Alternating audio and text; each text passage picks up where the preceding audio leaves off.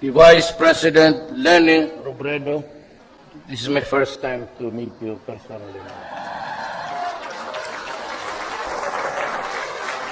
I would have preferred to be seated beside you, but andyan si Defense. President Fidel V. Ramos, the first Filipino who journeyed to Davao City to ask me to run for public office and presidency. And he said to me, you run because it is high time that Mindanao should have its president. Maraming salamat sa iyo, sir. Fellow workers in government, my beloved countrymen. Alam mo, the first job of a president is not to go to war, but rather to bring peace to his land. I was busy going around Mindanao and talking to a lot of people to bring about peace in our land. It was in the 1970s na nakinig ako kay Maria Sison, Jose Maria Sison, talking about revolution. And I was then AB and half of it sa College of Law.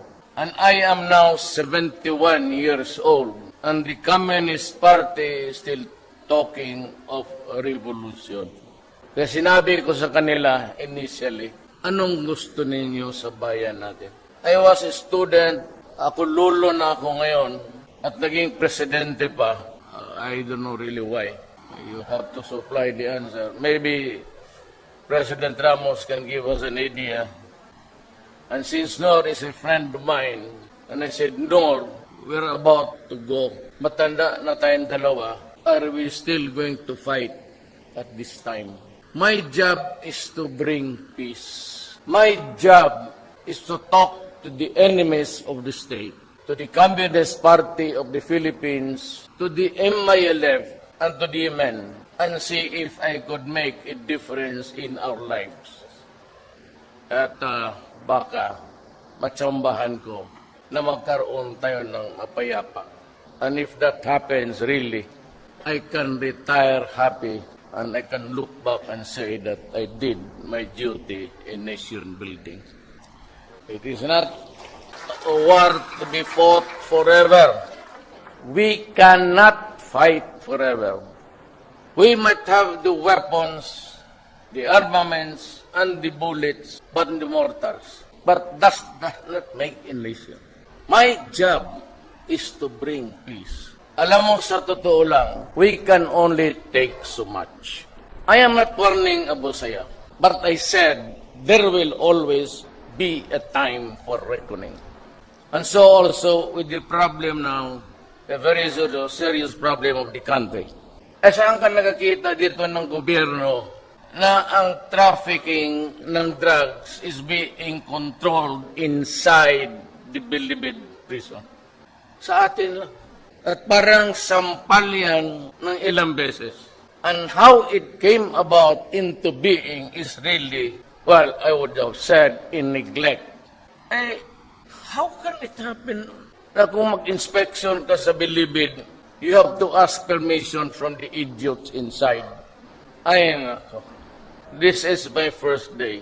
I'm warning them there. They have the TVs there inside. Magbilang kayo ng araw. Magbilang kayo ng araw. May problema dyan. Hinihiya ninyo ang gobyerno. Sinasampal ninyo kami. Magbilang kayo ng oras.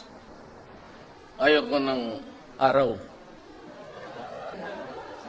The drugs must be suppressed. For as long as the greed for money is there, the very corrosive effect of money has had an impact on our society. Nakikinig naman yung mga NPA, nasa pwesto pa naman kayo. Ano kaya yung korte nito? Ang korte ninyo na, I don't know if it's a kangaroo or otherwise, pagpatayin na lang ninyo para mas madali ang solusyon ng problema natin.